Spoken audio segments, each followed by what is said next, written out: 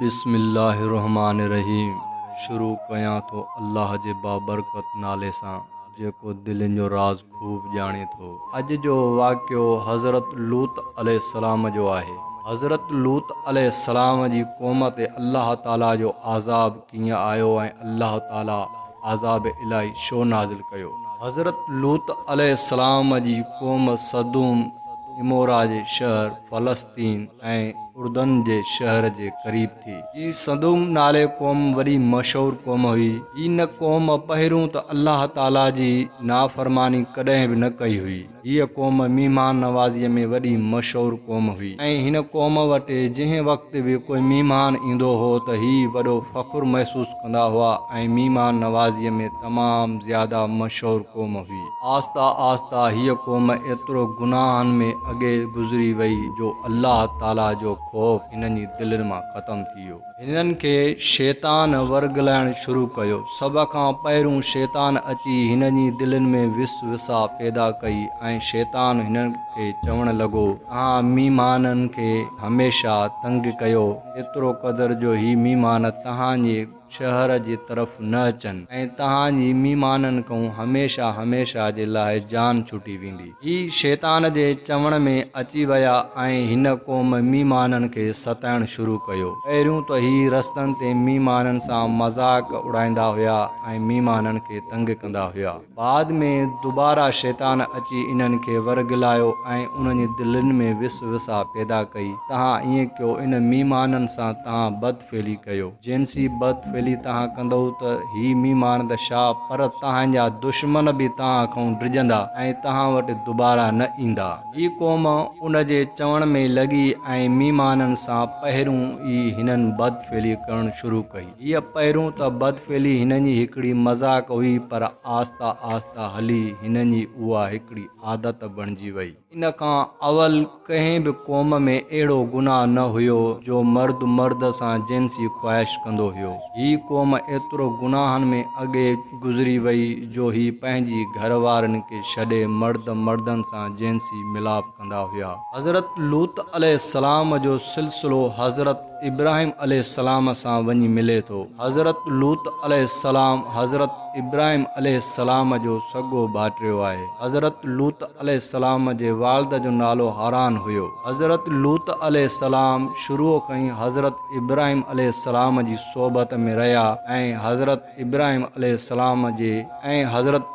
अलैहिस्सलाम ते इस्लाम क़बूल कयईं। जंहिं वक़्तु अल्लाह ताला हज़रत लूत अलैहिस्सलाम खे नबूअत सां नवाज़ियो ऐं अल्लाह ताला नबूअत खां बाद में हज़रत लूत अलैहिस्सलाम खे फरमायो ए लूत उन क़ौम जी तरफ़ वञ जेका सदूम इमोरा क़ौम हुई। उन क़ौम जा एतिरा गुनाह हुआ जो उन खां अवल कंहिं क़ौम में अहिड़ा गुनाह न शामिल हुआ। जॾहिं हज़रत लूत अलैहिस्सलाम अल्लाह ताला जे हुकुम ते उन क़ौम सदूम जी तरफ़ आयो ऐं अल्लाह ताला जो उन्हनि खे तबलीग ॾियणु शुरू कई। पहिरियों त हू हज़रत लूत अलैहिस्सलाम जी मज़ाक उड़ाईंदा रहिया। हज़रत लूत अलैहिस्सलाम उन क़ौम खे हमेशह अल्लाह ताला जे रस्ते ते अचण जी हिदायत ॾिनी ऐं हज़रत लूत अलैहिस्सलाम उन क़ौम खे चवणु लॻो ही गुनाह जेको तव्हां करे रहिया आहियो ही गुनाह माफ़ करण जो न आहे। अल्लाह ताला जे रस्ते ते अचो ऐं अल्लाह जी इबादत कयो। महिमाननि खे तंग करणु छॾियो तव्हां अल्लाह ताला जे आज़ाब खां बची वेंदव। लेकिन हीअ क़ौम एतिरो गुनाहनि में अॻे गुज़री चुकी हुई जो हीअ न क़ौम खे अल्लाह ताला जो को ख़ौफ़ न हो। ही हमेशह उहो गुनाह फ़ख़ुर सां कंदा हुआ ऐं उन ते पाण ख़ुशि थींदा हुआ।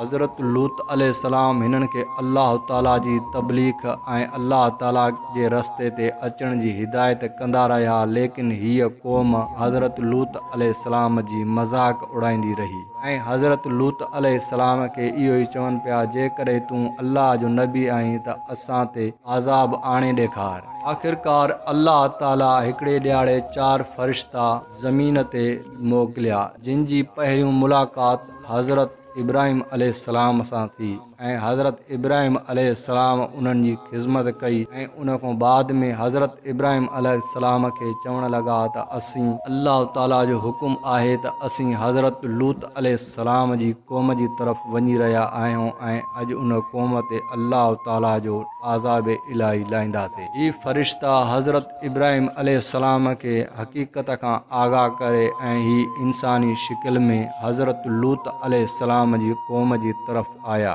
ऐं ही पहिरियों जंहिं वक़्तु सदूम शहर में दाख़िल थिया त निहायत ई ख़ूबसूरत ऐं इंसानी शिकिल वारा चारई फ़रिश्ता हज़रत लूत अलैहिस्सलाम जा मीमान बणिया। ही पहिरियों मीमान बणिजी हज़रत लूत अलैहिस्सलाम जे घर में दाख़िल थिया। जंहिं वक़्तु उन जे ॻोठ वारनि ऐं शहर वारनि खे इहो मालूम थियो त हज़रत लूत अलैहिस्सलाम वटि निहायत ख़ूबसूरत छोकिरा आया आहिनि त हू बदफ़ेलीअ जी नियत सां हज़रत लूत अलैहिस्सलाम जे घर जे ॿाहिरां पहुता ऐं हज़रत लूत अलैहिस्सलाम खे चवणु लॻा त इहे मीमान असांजे हवाले कर ऐं हज़रत लूत अलैहिस्सलाम हिननि खे चवणु लॻो ही मुंहिंजा मीमान आहिनि, अल्लाह खां तव्हां डिॼो ख़ौफ़ खाओ। लेकिन ही क़ौम फ़ख़ुर ऐं तकबर में हुई जो हज़रत लूत अलैहिस्सलाम खे चवणु लॻा अगरि ही मीमान असांजे हवाले न कंदे त असीं राति तुंहिंजे घर में दाख़िल थींदासीं। जिते हज़रत लूत अलैहिस्सलाम निहायत ई परेशान थियो त हज़रत जिब्राइल अलैहिस्सलाम आख़िरकार हज़रत लूत अलैहिस्सलाम खे फरमायो ए लूत तूं घबराए न, तोखे परेशान थियण जी का ज़रूरत नाहे। असीं अल्लाह ताला जा फ़रिश्ता आहियूं ऐं अल्लाह ताला जे हुकुम सां असीं ज़मीन ते आया आहियूं। अॼु तुंहिंजी क़ौम ते अल्लाह ताला जो आज़ाब इलाही नाज़िल थींदो। ए लूत तूं पंहिंजा जेके ईमान आंदड़ शख़्स अथई उहे पंहिंजे साण खण ऐं रातो राति हिन बस्तीअ खां निकिरी वञ ऐं हिन बस्तीअ जी तरफ़ मुंहुं पोइते करे न ॾिसजांइ, पोइते कोई बि वापसि मुड़ी न ॾिसे, छाजे कारण अल्लाह ताला जो आज़ाब इलाही हिन क़ौम जे मथां नाज़िल थियण वारो आहे। हज़रत लूत अलैहिस्सलाम ईअं ई कयो त हज़रत लूत अलैहिस्सलाम सां गॾु ॿ नियाणियूं ऐं हज़रत लूत अलैहिस्सलाम जी घरवारी ऐं चंद अफ़राद जेकी हज़रत लूत अलैहिस्सलाम जे मथां ईमान आंदो हुयो उहे रातो राति उन बस्तीअ खां निकिरिया ॿाहिरि। जॾहिं बस्तीअ खां थोरो ॿाहिरि निकिरी चुकिया हुआ त ऐं हज़रत जिब्राइल अलैहिस्सलाम जबल उन जे मथां बरसाया।